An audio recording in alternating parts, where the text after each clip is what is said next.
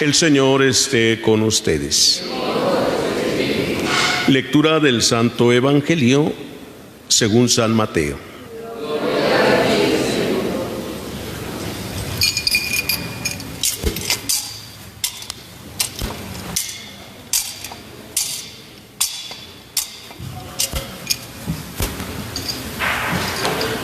En aquel tiempo Jesús dijo a sus discípulos esta parábola: el reino de los cielos es semejante a un propietario que al amanecer salió a contratar trabajadores para su viña.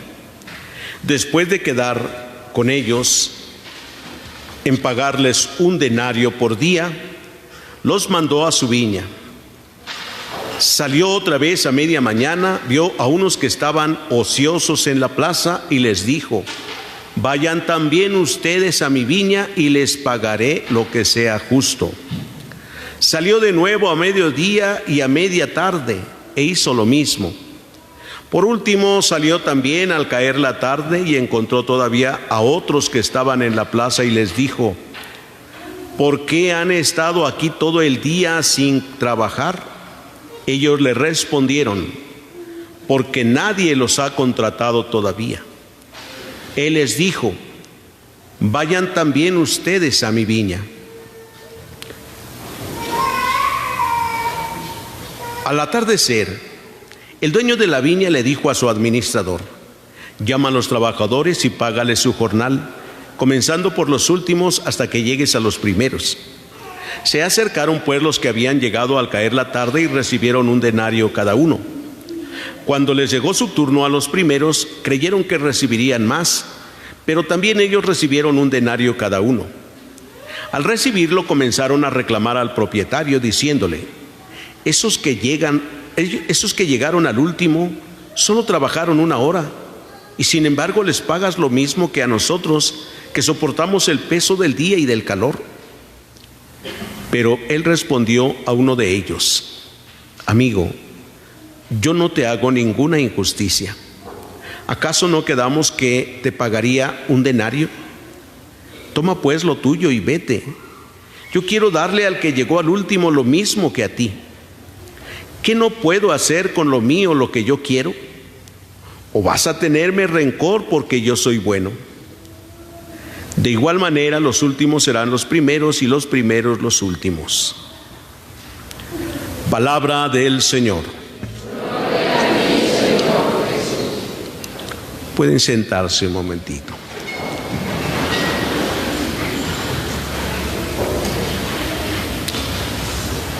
Queridos hermanos, hemos escuchado en estos días, domingos, que la fe y el perdón son un don de Dios. Dios nos perdona no porque nosotros lo merezcamos, sino porque Él es bueno, porque es compasivo y misericordioso. Dios dice: da a cada uno según sus obras. Y las matemáticas y la lógica de Dios parece que distan mucho de nuestras matemáticas y nuestra lógica. Nosotros decimos que al que más trabaja, pues más hay que pagarle, ¿eh? Al que menos trabaje, pues menos.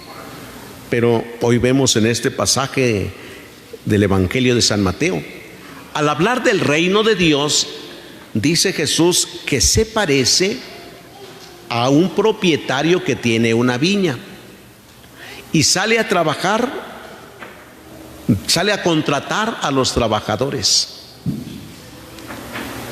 Regularmente, ¿en qué día buscamos trabajo? El domingo, sábado, los lunes, ¿sí? ¿Por qué a media semana no? Si los contratan luego, dice: no, mejor vengo el lunes, ya para empezar bien la semana. Contraten a algún trabajador, un albañil, y a media semana y dice: el lunes vengo, ya quedamos. Y mientras yo lo necesito ahorita, ¿sí? Dice el lunes, pero como el lunes no trabajan los albañiles, ya no llegaron hasta el martes, ¿verdad? Y eso el martes, quién sabe, ya se les olvidó. Hay personas que a media semana, aunque los contraten, no trabajan. Dicen, no, yo prefiero empezar bien la semana o el mes, en fin. Cuando se hace un contrato de trabajo, se quedan especificadas bien las condiciones de trabajo. ¿Cuánto voy a ganar? Eso es lo que hay que especificar, ¿no? ¿Cuánto me va a pagar? Sí. Y ya queda especificado. Por día, sus 8 horas de trabajo, usted al día, por esas 8 horas, se va a ganar 500 pesos. ¿Dónde hay esos trabajos, verdad? 500 al día está re bien. Dice, bueno, si quedan en los 500, pues son 500 al día y ya. Este pasaje del Evangelio dice que el propietario salió a contratar. No mandó a buscar trabajadores, no, él mismo sale a contratarlos. Por eso cuando Jesús dice el reino de los cielos se parece a un propietario que salió a contratar trabajadores. Por la mañana encontró a unos y quedó en pagarles un denario a trabajar. Salió a media mañana, a mediodía, y también hizo lo mismo. Salió por la tarde y otra vez lo mismo. Ya cuando faltaba 1 hora, salió a contratar también. Encontró a unos que estaban en la plaza y les dijo, ¿por qué han estado aquí todo el día de ociosos? La ociosidad es la madre de todos los vicios. La flojera es la madre de todos los vicios. ¿Ah? ¿Por qué han estado aquí de flojos? Ellos dijeron, porque nadie nos ha contratado. Pues váyanse también ustedes a trabajar a mi viña. ¿Sí? 1 hora, como diciendo, ya, 1 hora, ¿qué va uno a hacer? Mejor mañana, ¿no? 1 hora. Pero estos dijeron, pues vámonos, 1 hora. Estos esperaban que los contrataran, respondieron. Otros dirían, yo no, ya, ¿para qué voy a trabajar ahorita? El dueño de la viña les dijo a estos, les pagaré lo que sea justo. Si medimos la justicia con lo que le va a pagar al primero, un denario al primero, ¿qué le tocaría al otro de acuerdo a nuestra justicia?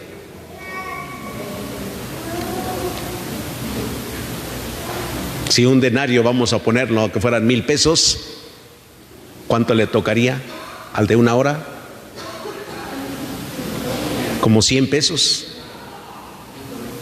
Menos de 100 pesos, 80 pesos. Son 8 horas de trabajo, ¿eh? 80 pesos. Eso sería lo justo para nosotros, pues le toca, ¿no? Pero resulta que el propietario empieza a pagar a los que llegaron al último y les da un denario también. Y así a todos les fueron dando un denario. Cuando llegan los que entraron primero, dijeron, ahora sí nos va a pagar bien, nos va a ir mejor. Pues si estos que llegaron 1 hora, pues les da un denario, y nosotros que todo el día. Sin embargo, llegaron y les denario. Eso les molestó. Le dijeron, ¿por qué les das lo mismo a estos que trabajaron solo 1 hora que a nosotros que soportamos el peso del día y del calor de la jornada? Y el propietario dijo, amigo, no te hago ningún, o te vas a enojar porque soy bueno.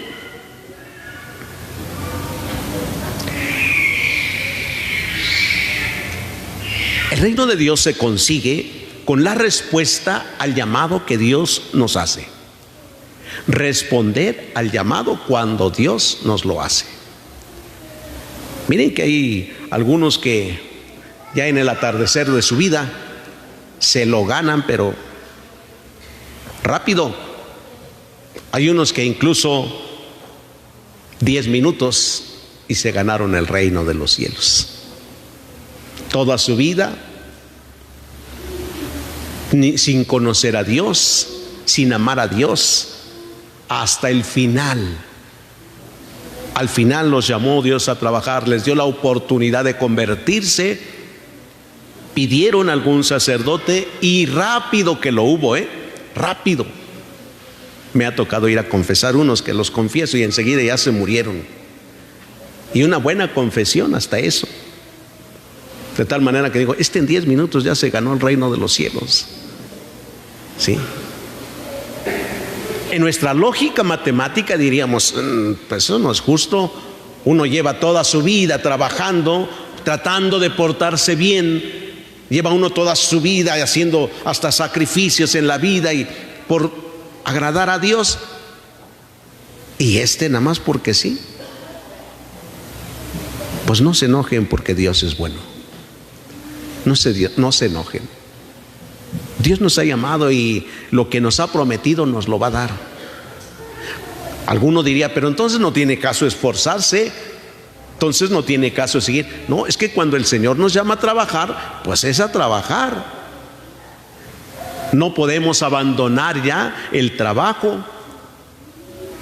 ¿Qué pasa si una persona va a alguna empresa y abandona el trabajo y luego a los 15 días va a pedir trabajo otra vez? ¿Lo reciben? Si abandonó el trabajo, dejó todo tirado, me dejó las máquinas encendidas, hasta se me descompusieron, dice. No lo reciben más, no lo vuelven a llamar. Tantísimo pecado, toda su vida, nada de Dios, y ahora todo, le pagó todo. Yo que llevo 33 años de sacerdote, a ver, ¿y entonces qué? ¿Y a mí? ¿Y por qué me pasan estas cosas? Y quiero hacer competencia, a ver quién le cantaba mejor a la Virgen y qué cantos mejores. Y estaba la Virgencita ahí, la imagen, y yo cantaba uno y él ya tenía preparado el otro cuando yo terminaba. Y echábamos hasta como competencia. Digo, si yo amaba tanto, ¿y por qué no me va tan bien? Y así pudiéramos pensar, ¿por qué no me va bien? ¿Por qué a otros sí les va bien y a mí no? Hoy, queridos hermanos, tendríamos que fijar nuestra mirada en lo que Dios nos da, más que en lo que le da a los demás o lo que les falta a los demás, lo que Dios nos da a nosotros. No tener ni envidias de lo que el otro tiene. Tiene muy buena salud, no le envidie su salud. Tiene una bonita familia, no le envidie su familia. Ha adquirido algunas cosas materiales, no se las envidies. Pero yo que trabajo tanto y no lo tengo, da gracias a Dios por lo que tienes. Dios no te hace ninguna injusticia.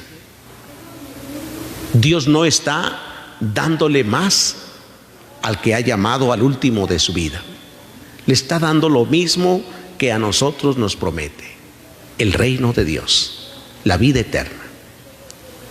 Así es que aprendamos a ser felices con lo que Dios nos da, en donde estemos. Así como usted que tiene su trabajo en una empresa, en una institución, si no vive feliz ahí, ¿para qué está ahí? Nadie lo tiene a fuerzas. Estoy por necesidad. Sí, pero mire, usted está ahí, ni es feliz, ni tampoco cubre su necesidad que tiene. No soluciona su necesidad económica donde está. Así es que si no me alcanza, pues voy a estar feliz. Y si no, voy a buscar otro lugar donde me pueda alcanzar, pero lo importante es que yo esté feliz con los que comparto el trabajo, con los que convivo, que yo sea feliz y que no me haga enojar. Y todavía no contento con que estoy molesto en mi trabajo, llego a mi casa y molesto en mi casa, molesto con mi familia. No tiene sentido un trabajo así, una vida menos. No tiene ningún sentido. La vida es tan corta, pronto se acaba. El reino de los cielos, entonces, queridos hermanos, es la oferta del pago que Dios nos ofrece. Pago por trabajar en su viña. Y ser felices es una forma de trabajar en la viña del Señor, porque contagiamos esa felicidad a los demás. La felicidad se contagia, la alegría se contagia. También las cosas negativas también se contagian, pero no ayudan en nada. Pidámosle a Dios hoy que nos conceda la gracia de perseverar en el llamado que nos ha hecho. Ya trabajamos mucho quizás. Cada uno de ustedes desde su bautismo se ha esforzado por permanecer fiel a Dios. Aunque hay muchas cosas todavía hay que arreglar en nuestra vida. Hay muchos detalles que hay que pulir en nuestra vida. Nunca le digan a Dios: Señor, ¿por qué a mí me pasa esto? Si yo te he servido, no le digan a Dios. Ni le pregunten por qué a mí. Denle: gracias, Señor, por esto que estoy viviendo ahora. Qué bien decimos algún dicho nosotros: no hay mal que por bien no venga. Cuando se acepta aquello que está mal, se acepta en la vida, Dios nos bendice abundantemente también. Y siempre nos irá mejor en todos los sentidos. Por eso pidámosle a Dios que nos ayude a permanecer en este trabajo de su viña, dando un buen testimonio, siendo testigos de la salvación que Él mismo nos ha prometido. Que así sea. El Señor esté con ustedes. Lectura del Santo Evangelio según San Lucas.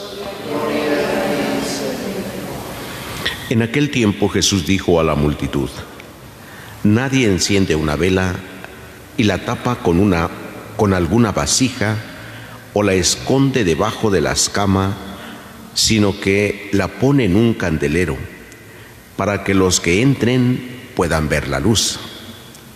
Porque nada hay oculto que no llegue a descubrirse, nada secreto que no llegue a saberse o a hacerse público. Fíjense pues si están entendiendo bien, porque al que tiene se le dará, y se le dará más, pero al que no tiene se le quitará aún aquello que cree tener. Palabra del Señor. Pueden sentarse un momentito.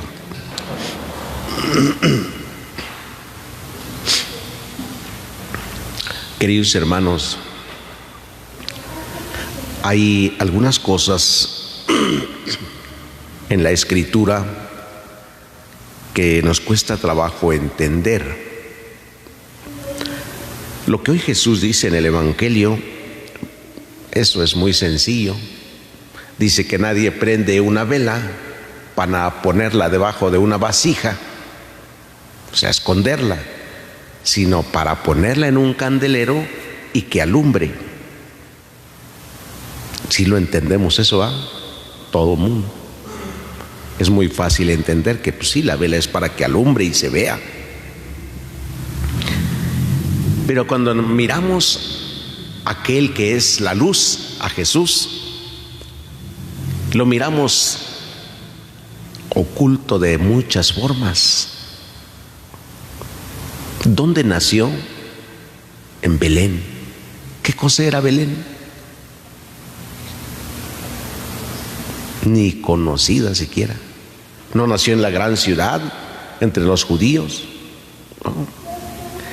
Pasó su vida entre los pobres, entre los menos valorados, con los poderosos y los ricos, pues solamente tenía confrontaciones con las autoridades, solo tenía confrontaciones, o sea, lo más que había, pero muchas cosas ocultas.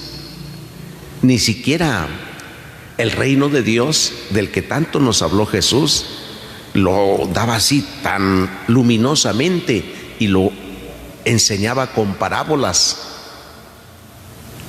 Los discípulos les dijeron en alguna ocasión: ¿por qué nos hablas en parábolas? ¿Por qué a los demás les hablas en parábolas y a nosotros pues nos las explicas? Y Jesús decía con claridad, para que viendo no vean, para que oyendo no oigan ni entiendan. Y luego también dice: el que tenga oídos, que oiga. Y en algún otro momento le dijeron: ahora sí ya nos vas a hablar con claridad del reino. O sea, no había claridad. ¿Dónde muere Jesús? Fuera de Jerusalén, es crucificado. Todo lo que él mismo anunciaba parece que estaba oculto y no se veía. Y vivimos hoy en la iglesia y parece que está oculto, y es más así. Decimos hasta en el cantito, el canto de cantemos al amor de los amores. Hay la primera estrofa que dice: por nuestro amor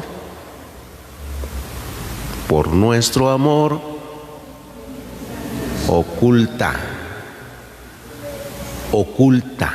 en el sagrario su gloria y esplendor. Entonces, no siempre es como nosotros lo pensamos, ¿sí? Porque finalmente ni nuestros ojos, ni nuestros oídos, nuestros sentidos no son capaces de poder contener lo que es Dios. No sería capaz. El antiguo pueblo de Israel, los habitantes de Israel, ellos tenían miedo ver a Dios porque decían: el día que alguien ve a Dios, morirá. Por eso se postraban, se tapaban la vista, no querían verlo porque sabían que iban a morir. No podía contenerse, ¿sí? Piensen en algo que no pueden contener nuestros sentidos. Por ejemplo, mirar directamente al sol en el mediodía. Nuestros ojos pueden hacerlo. Vemos solo el brillo, y ya cuando bajamos tantito los ojos estamos todos lampareados, ¿verdad? Ya no vemos nada, oscuro. No podemos contener toda la luz del sol siquiera. Entonces nuestros sentidos no pueden contenerlo. Si a duras penas podemos contener con los sentidos algo muy suave, muy sencillo, Dios que se manifiesta en los sacramentos, y apenas si podemos contener algo de ello. Sabemos que ahí está presente en la Eucaristía, sabemos que ahí está, ¿sí? Y nuestros ojos, ¿qué alcanzan a ver? Nada más que pedazo de pan y poco de vino. Eso alcanzan a ver nuestros ojos. Entonces nosotros diríamos, se oculta, ¿no? Nuestros sentidos no alcanzan a verlo, contenerlo. Pero Él ha venido después, nos dice en el Evangelio: he venido como luz, como dice San Juan también. Vino la luz, pero las tinieblas no lo recibieron. Y dice también Jesús: yo soy la luz del mundo, el que me sigue no camina en tinieblas, sino que tendrá la luz de la vida. Y quienes físicamente seguían a Jesús, así literalmente seguían a Jesús, no veían más que un hombre también. Se manifestó, hizo milagros y dijeron: Dios nos ha visitado. ¿Quién es este? ¿Con qué poder hace estas cosas?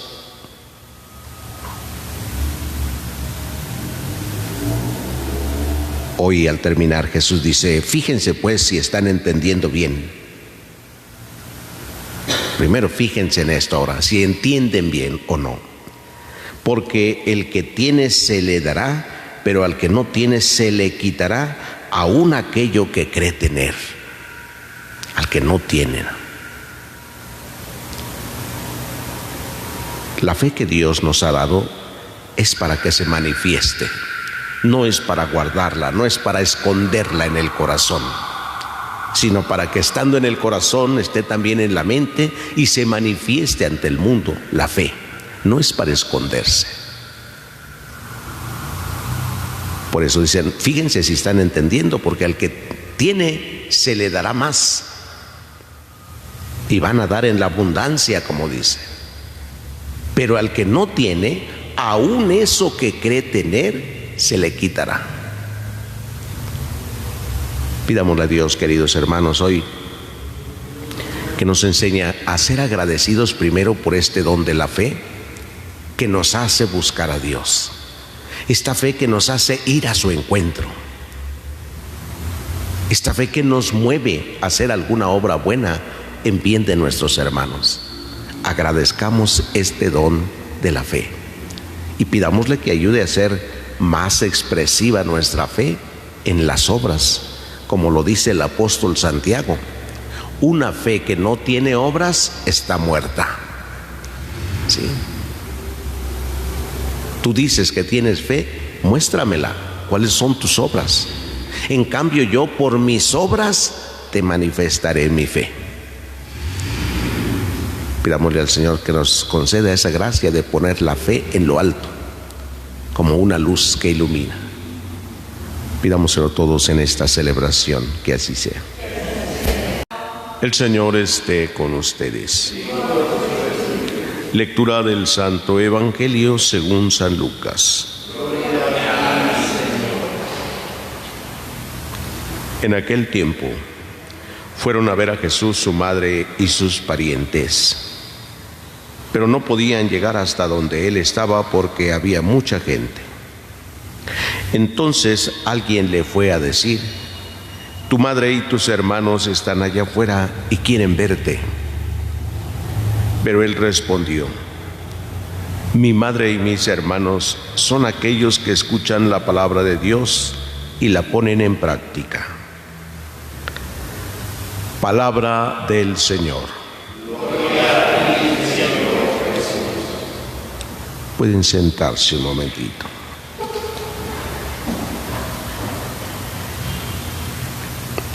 Queridos hermanos, para entender esta respuesta de Jesús ante el aviso de que su madre y sus hermanos querían verle, para entender es necesario ir un poquito a la historia, al tiempo, y también tener en cuenta el concepto que nosotros tenemos de familia. En nosotros la familia tiende más a la cuestión afectiva. Es nuestra familia, decimos, pues está compuesta por papá, mamá e hijos. Ese es lo más cercano. De ahí puede extenderse un poquito a la familia de los tíos, los abuelos. ¿A cuánto se extenderá la familia? ¿A cuántas generaciones podríamos decirlo? Unas cuantas, ¿no? Por más que le busquemos en el árbol genealógico, yo creo vamos a ir ya como al quinto y decimos: ¿y a poco todavía esos son mi familia? ¿Ya? Y en el quinto, sexto grado. Yo recuerdo que cuando a veces los abuelitos empiezan a platicar de la familia, hablan de unos nombres. Es que será hermano de mi tatarabuelito, sabe Dios quién sea, ¿verdad? O era tío de mi bisabuelito. Ya ni siquiera, ni los apellidos siquiera tienen que ver algo a veces. Ya perdido eso. La familia está o muy reducida o a veces un poquito ampliada nada más. En el tiempo de Jesús era muy importante perder a la familia, ¿sí? No se tenía más seguridad social que la familia. Por lo tanto, si alguien se salía de la familia, quedaba desprotegido socialmente. El gobierno no ayudaba en nada, no había programas sociales, para ayudarlos, ¿no? Simplemente alguien se salía de la familia, quedaba desprotegido completamente. Era un círculo social donde había seguridad, la familia, ¿sí? Y estaba reducida entonces también, quizás más que la nuestra todavía, lo que era la familia. Aun cuando también se consideraba la familia a todos los de un pueblo. Salirse del pueblo también quedaba, o de la tribu, quedaba igual debilitado en todo, ¿sí? Quedaba sin seguridad. Cuando se acercan a Jesús y le dicen: tu madre y tus hermanos quieren verte, Jesús hace la apertura a la gran familia de los hijos de Dios. Mi madre y mis hermanos son los que escuchan la palabra de Dios y la ponen en práctica. Somos hermanos, somos hijos de Dios. Entonces, la familia de Jesús, viene a decirnos, es la de todos los hijos de Dios. Esa es la gran familia. Esa es la familia de Dios. Y esa es la familia de Jesús. Y la familia de Dios es la que escucha la palabra de Dios y la pone en práctica. Son dos elementos esenciales para ser hijos de Dios: escuchar y poner en práctica. Como si un papá aquí en la tierra, también entre nosotros, dijera: si me obedeces, si me escuchas, tienes lo que necesitas. Pero si me desobedeces, no me escuchas, no me haces caso, pues hazle como quieras entonces. Dos palabras importantes hoy son esas: escuchar y poner en práctica.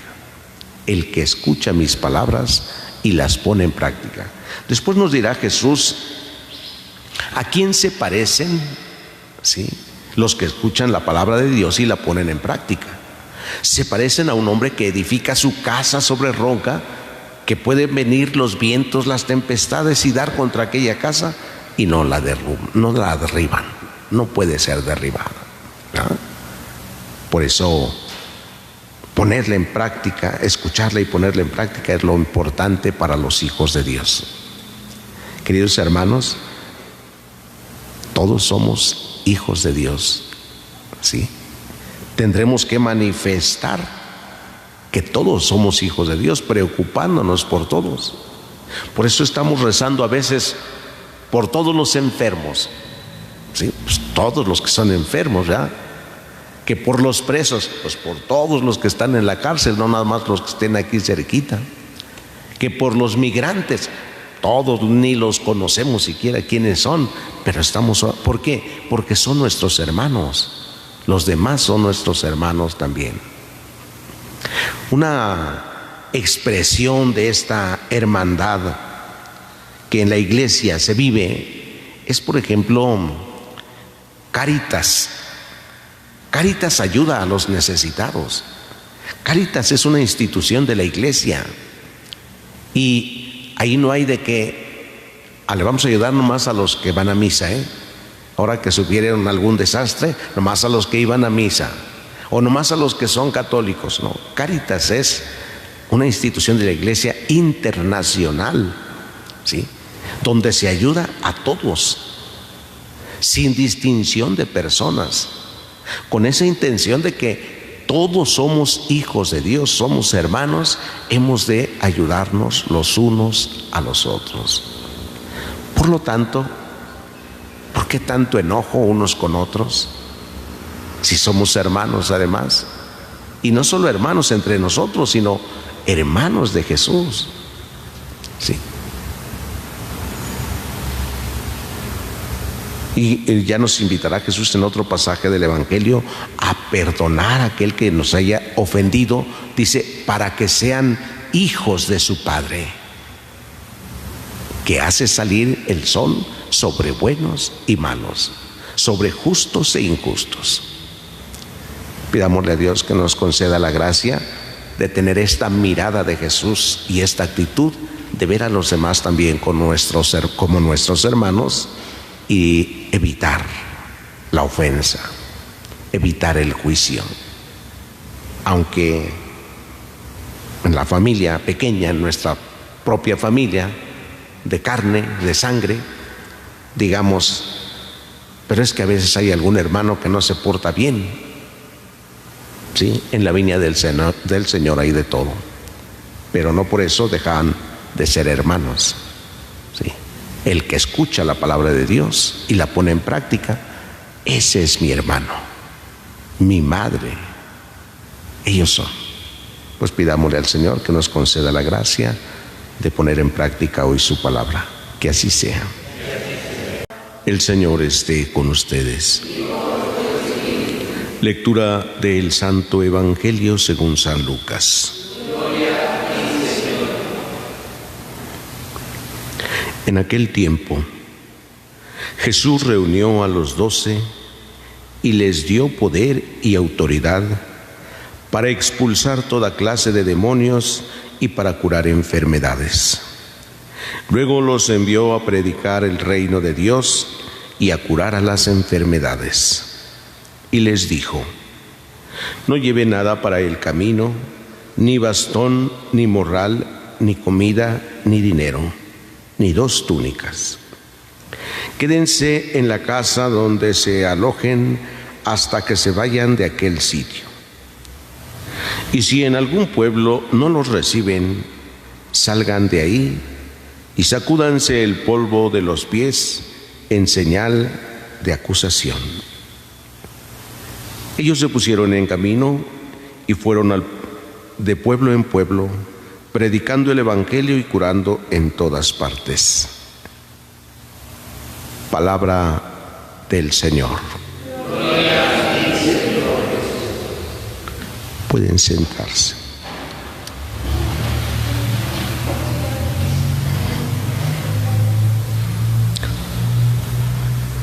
Jesús reúne a sus discípulos y los envía con una misión doble. Vayan, prediquen el reino de Dios, anuncien el reino de Dios y curen a los enfermos, expulsen a los demonios. El anuncio del reino de Dios es primero, pero el anuncio de Dios no es una doctrina, ¿no? Casi como estuviéramos enseñando solamente que aprendieran algo, ¿no? El anuncio de Dios debe ir acompañado de las obras, ¿sí? Es decir, si decimos que Dios es todopoderoso, ¿cómo manifiesta su poder? Si decimos Dios es compasivo y perdona, ¿cómo manifiesta su misericordia y su perdón? Al mismo tiempo, por ello, eso también nos lleva a pensar en nuestra fe en Dios. Si decimos que creemos mucho en Dios, ¿cómo manifestamos esa fe? Si decimos que amamos mucho a Dios, ¿cómo manifestamos ese amor a Dios? Las dos cosas deben ir juntas. Nadie puede decir, yo sí tengo mucha fe en Dios, mucha, porque yo le pido y me ha ayudado, porque yo le pido y me... ¿Y cómo manifiesta usted su fe? Sabe que Dios manifiesta su amor, su compasión, su perdón y le ha ayudado, pero usted, ¿cómo manifiesta a Dios su fe? ¿Cómo manifiesta que le ama? Porque sí podemos decir, Dios me ama mucho, ¿cierto? Y sin importar lo que tú seas, Dios te ama. Ni cómo te comportes, Dios te ama. Dios no deja de amarte. Pero ese amor merece una corresponsabilidad, un amor nuestro también. Pues aunque Dios me amara tanto, si yo no me dejo salvar por Dios, puedo hacer bien mi vida, me la puedo pasar muy bien, teniendo toda la ayuda de Dios siempre, pensando que tengo mucha fe, pero si mis obras no están de acuerdo, si mis obras no corresponden al amor de Dios, no puedo estar diciendo que estoy aceptando a Dios. Ahora bien, Jesús les dice a los discípulos que vayan y además les dice cómo tienen que ir. No lleven bastón. El bastón es el signo del poder humano. Te transmito un poder, pero no el poder divino que Jesús les ha dado. Les dio poder, ¿sí? Primero Jesús les da el poder. ¿Para qué? Para anunciar el reino de Dios y curar enfermos. El poder no es para que estén por encima del pueblo, para que ellos hagan y deshagan, como lo pensaron en algún momento. Cuando no quisieron recibir a Jesús en un pueblo, los discípulos dicen: ¿quieres que hagamos bajar fuego para que acabe con ellos? Para eso no es el poder, ¿sí? Para eso no es. Jesús da a todo aquel que lo llama, sí le da un poder, pero para anunciar el evangelio, para realizar las obras de Dios, no para ponerse por encima, porque pues el poder que tiene es grande. Por ejemplo, un sacerdote tiene un gran poder de Dios, ¿sí? De tal manera que puede bendecir y maldecir a una persona, y se cumple tal cual. Así como cuando un sacerdote ora por un enfermo y éste recibe la salud, así también puede maldecir a una persona. Y no es como la maldición que cualquiera dice en casa, cualquiera dice una maldición por uno, por el otro, y ojalá y le vaya mal, o un mal deseo, o lo maldice que le va... Igual y le llegue y no le llegue, usted no tiene poder para eso. Usted le sale esa maldición, le sale del enojo, del coraje. A lo mejor algún pequeño mal le puede llegar, pero una maldición de alguien que tiene el poder de Dios, Dios nos libre de eso, Dios nos libre. Y por eso hemos de rezar siempre mucho por ellos, para que nunca salga eso, ¿no? Porque hay la tentación, ¿no? Cuando uno lo ofenden tan gravemente, hay la tentación. Pero por eso San Francisco de Asís también decía que habrá que cuidar y orar mucho y admirar mucho al sacerdote, aunque éste no dé un buen testimonio. El poder Dios nunca se lo quita. Cuando un sacerdote anda por malos caminos, equivocados completamente, hay que tener cuidado, porque es muy fácil que de ahí salga alguna maldición, ¿sí? Cuando vemos que anda mal, con malos ejemplos, malos testimonios, escándalos, hay que tener cuidado, porque si de él saliera alguna maldición para alguien, cuidado con eso, ¿eh? Porque Jesús, al consagrarlos, les dio el poder para anunciar el evangelio y sanar toda clase de enfermedades y dolencias, ¿sí? Por eso les dice: no lleven bastón, ni dinero, ni sandalias, nada. No necesitan para anunciar, para realizar esta misión no se necesita nada.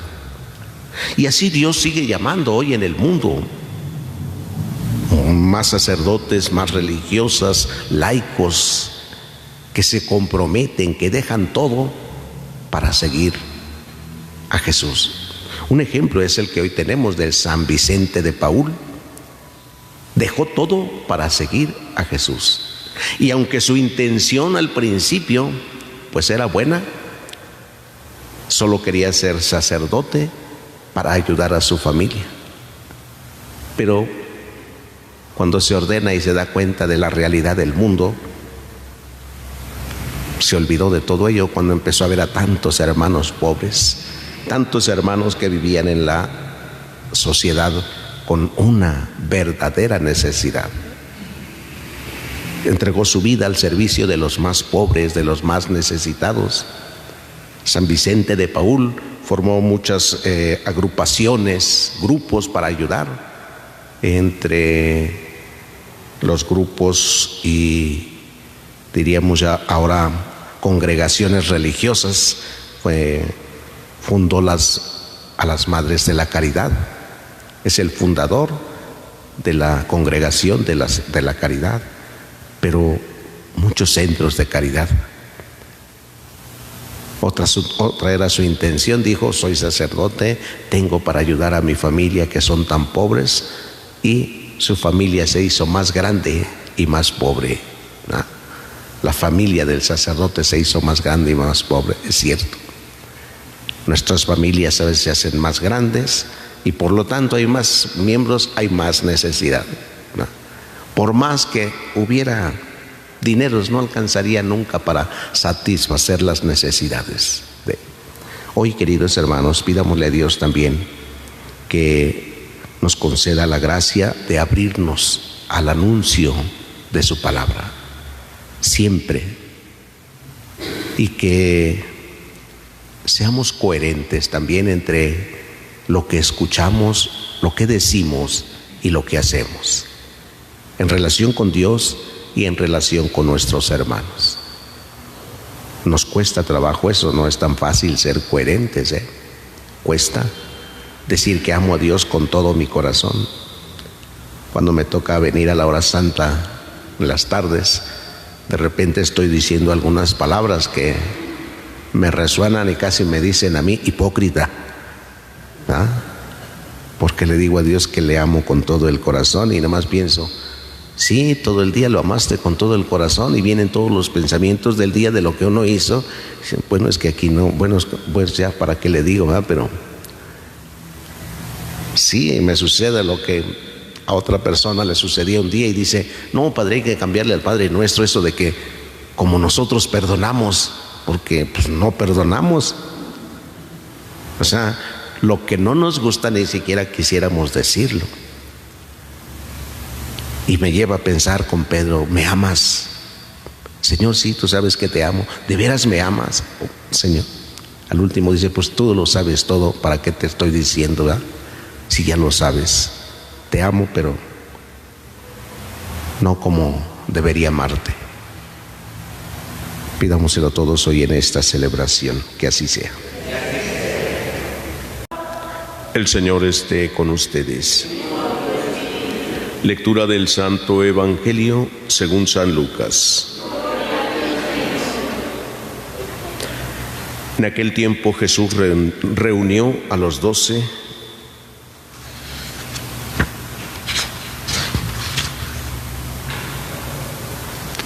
En aquel tiempo el rey Herodes se enteró de todos los prodigios que Jesús hacía, y no sabía a qué atenerse, porque unos decían que Juan había resucitado, otros que había regresado Elías, y otros que había vuelto a la vida uno de los antiguos profetas. Pero Herodes decía: a Juan yo lo mandé decapitar. ¿Quién será pues este del que oigo semejantes cosas? Y tenía curiosidad de ver a Jesús. Palabra del Señor. Pueden sentarse un momentito.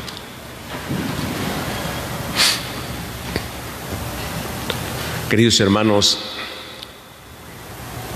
estas cosas de seguir a Jesús no es cosa fácil, ¿no? Pónganse a seguir a Jesús y verán cuántos problemas vienen. El seguimiento de Jesús provoca el conflicto. Este pasaje que hemos escuchado del Evangelio de San Lucas ha provocado ya un problema ahora ante la comunidad. El rey Herodes sabe que es un problema. El rey es el que tiene controlado a todo el pueblo. Nada pasa con él. Sin embargo, ahora se encuentra en un problema serio, porque Jesús ha aparecido en Galilea, en Judea, y aparece haciendo muchos milagros, muchas obras. Le cuentan a Herodes lo que está haciendo Jesús, y entonces dice: ¿quién será este hombre? Unos me dicen que es Juan el Bautista, otros me dicen que es Elías, otros dicen que alguno de los antiguos profetas ha resucitado. Que fuera Elías, que fuera un profeta antiguo, eso no le preocupaba mucho a Herodes. Le preocupaba que fuera Juan el Bautista, ¿sí? porque sabía que había sido un problema Juan el Bautista para él. Y aunque le tenía respeto a Juan por lo que decía, sin embargo, era un problema para su reinado. El mandarlo matar no le liberó, al contrario. Él tenía como lo que nosotros llamamos un gran remordimiento de lo que había hecho. Por eso aceptaba él lo que había hecho. Dice, a Juan yo lo mandé decapitar, porque me estaba provocando un problema. Yo lo mandé decapitar. Herodes tiene en la mente esa situación, ese problema ahora. Juan no puede ser, yo lo mandé matar. Es consciente de lo que hizo. ¿Quién será pues este hombre de quien se dicen tantas cosas? Y tenía curiosidad de saber quién era Jesús. ¿Sí? Hoy en la vida también, pues se manda decapitar al que puede ser un problema para alguna persona en la sociedad. ¿Sí? Se decapitan pensamientos, ideales, doctrinas, religiones, se decapitan. Vean, por ejemplo, en Nicaragua, sacerdotes y obispos decapitados, es decir, exiliados, encarcelados, ¿sí? Y hay quienes ahora dan testimonio, como el obispo que está en cárcel, y le decían, le vamos a dar su libertad, pero él tiene que ir a otro país, dijo el gobierno. Y el obispo dijo, no voy a abandonar a mi pueblo, prefiero quedarme en la cárcel que abandonar a mi pueblo. Pero viene entonces la decapitación. Todo aquel que no esté a favor del rey, que no esté a sus órdenes, es decapitado. O sea, o es mandado matar, ¿sí? O le impiden que haga las cosas que hacía Juan el Bautista, por ejemplo. Hoy en el mundo también, hoy en nuestra sociedad, en nuestra actualidad, también, si no están con la autoridad, inmediatamente es decapitado. O sea, son calificados con algunas expresiones despectivas, ¿sí? Por ejemplo, si alguien no está con una autoridad, yo recuerdo, por ejemplo, a los periodistas que no están con el presidente, les llama chairos. A los que no están de acuerdo con sus ideas, les llama conservadores, ultraconservadores, en todos. El que no esté, le ponen algún calificativo, son contrarios, en fin. No hay tolerancia en ese sentido, ¿sí? Y cualquiera que hablara en México igual, estamos muy bien vistos y clasificados, y hablan de unos obispos que son ultraconservadores, otros que son liberales, ¿sí? Y quien no acude con el gobierno, pues dice, esos no, yo nomás admiro al Papa Francisco, dice, ¿no? Porque no pueden hablar nada. Y eso es con Herodes, nadie puede hablar nada contra el rey, porque es mandado decapitar. Por eso ahora tiene la gran preocupación, ¿quién es ese? ¿Quién es este? En nosotros, pues a lo mejor ustedes no saben muy bien, pero cuando alguien empieza a hablar de la injusticia que se vive en un lugar, en un país, inmediatamente vean quién es. Y nos mandan a alguien que venga a vernos y que diga, como dicen aquí, bájele en la predicación, bájele en el anuncio. Todos, a nosotros los sacerdotes, todos nos tienen bien vigilados, a los obispos ni se diga. Pero no por eso vamos a dejar de hablar. No por eso vamos a dejar de anunciar lo que nosotros alcanzamos ver que no es correcto, ¿no? A costa de la propia vida. Sabemos que vendrá problemas, sí, pues el que desea conocer a Jesús, el que quiere seguirlo, va a tener problemas. Nada más que ahora Herodes dice: ¿quién será este? Tenía curiosidad de conocerle, pero nada más ahí se quedó, en la curiosidad de conocerle, porque a Jesús no se le conoce solo por la mente o por la vista, por los sentidos, sino por el diálogo que puede tenerse con él. El Papa dice: si no oras, si no hablas con Jesús, no lo conoces. ¿Sí? Es necesario hablar, orar, para conocer quién es Jesús. No quedarnos con la curiosidad como Herodes. ¿Quién es este? La crítica siempre nos molesta, nos cuesta trabajo aceptarla. ¿Sí? Dicen que los gobiernos no aceptan la crítica si esta no es una crítica aduladora o que les alaba, ¿no? Cuando hay una crítica que duele, inmediatamente cortan eso. No la aceptan. Herodes no aceptaba lo que Juan Bautista decía, y mucho menos ahora lo que se decía de Jesús. Hoy, queridos hermanos, pidámosle a Dios que nos conceda la gracia de vivir la autenticidad de ser hijos de Dios, de aprender a vivir dando testimonio, de seguir a Jesús, aunque sabemos lo que nos espera. Pero seguir a Jesús, no seguir en nuestra comodidad, pensando que todo está bien, que todo lo hacen bien, ¿no? Hablar cuando tengamos que hablar, callar cuando tengamos que callar. Pidámoselo todos hoy en esta celebración, que así sea.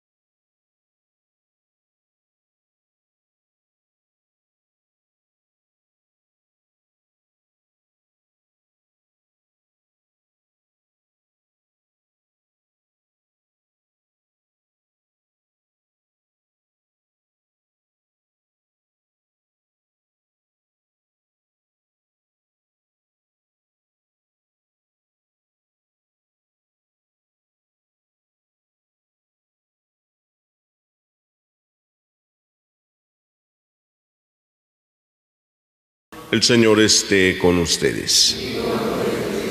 Lectura del Santo Evangelio según San Lucas.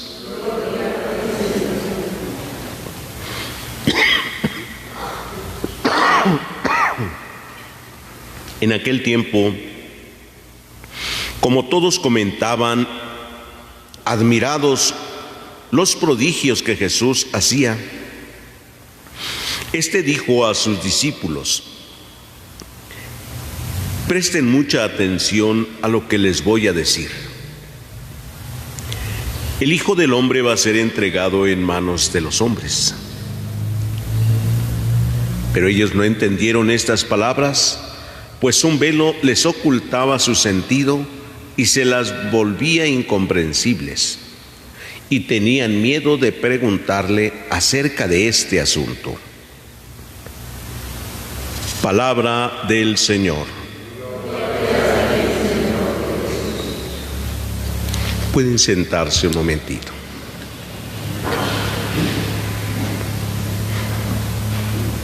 Estamos escuchando la palabra de Dios en estos pasajes del Evangelio de San Lucas.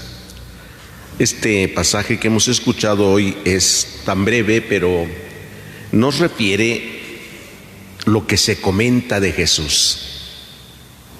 A estas alturas, los comentarios son de lo que Jesús hace y que la gente que ve lo comenta y siempre quedan admirados de sus palabras y admirados también de sus obras. Se comenta mucho. Jesús ve que todos sus comentarios tienden incluso a ver un gran hombre o un gran profeta, alguien que puede liderar el pueblo, ser un líder, alguien incluso que van a querer que sea su rey. ¿Por qué? Porque los reyes en ese tiempo eran vistos casi como dioses. Eran quienes se preocupaban por las necesidades de, sobre todo, los más desprotegidos. Pero cuando el rey se corrompía, pues se convertía en un tirano también. Esos eran los riesgos de los reyes. El pueblo ve que Jesús hace muchas obras buenas con los enfermos, con los pobres. Y entonces hay grandes comentarios, ya de un reconocimiento de una persona. Se reconoce, y este es un buen hombre, este nos conviene, este hace bien las cosas, este habla como quien tiene autoridad, este nos conviene. En fin, todos los comentarios que pudiéramos imaginarnos que se hacen de Jesús. Ante todo esto viene una expresión de Jesús en la que Él mismo les dice qué va a pasar con este hombre. Dice: el Hijo del Hombre va a ser entregado en manos de los hombres. Ahora habla de Él. Dice: este del que ustedes comentan tanto que es tan poderoso en obras y palabras, este va a ser entregado en manos de los hombres. Y aquí es donde los discípulos ya no entendieron. Y dice el Evangelio que no entendieron porque un velo les ocultaba sus sentidos y se los volvía incomprensibles. Ni lo que vemos, ni lo que oímos, ni lo que pensamos es capaz de entender esto que Jesús les ha dicho. Nada. Y ni preguntan hasta esto, tienen miedo de preguntar sobre este asunto. ¿Qué es eso? ¿Qué significa eso? Parece que nadie quería aceptarlo. Después le va a decir a Pedro lo mismo. Le va a decir: mira, Pedro, el Hijo del Hombre va a ser entregado en manos de los hombres, que lo van a condenar y lo van a matar. Y Pedro inmediatamente le dice: Señor, eso no te puede pasar a ti. Pero Jesús le dice: apártate de mí, Satanás, y no intentes hacerme tropezar en mi camino. Tú piensas como los hombres, no como Dios. Entonces, antes no le preguntan, ahora que pregunta Pedro, y más bien le dice que eso no. ¿Por qué a él? Esto nos hace pensar y reflexionar en nuestra propia vida, queridos hermanos. Cuando hacemos o nos esforzamos por hacer bien las cosas, hacer buenas obras, parece que nos va mal, ¿no? Y han tenido muchos la experiencia de decir: ahora que me estaba acercando tanto a Dios, ahora que ya rezaba más, ahora que estaba llevándome bien con la familia, ahora que ya me había reconciliado, y me vienen ahora estas cosas, esta enfermedad o este problema o esta necesidad. ¿Por qué? Y le empezamos a preguntar incluso a Dios: ¿por qué? ¿Por qué, Señor? No entendemos tampoco. Empezamos a culpar a Dios y a decir: no es justo, Señor, no se vale, Señor.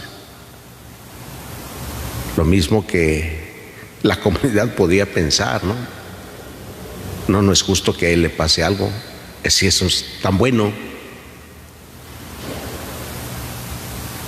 Hoy pidámosle a Dios, queridos hermanos, que nos conceda la gracia de ir aceptando cada día lo que Dios quiere para nosotros, lo que Dios desea para nosotros, aunque a veces no lo entendamos, como los discípulos no entendieron esto que les dijo Jesús.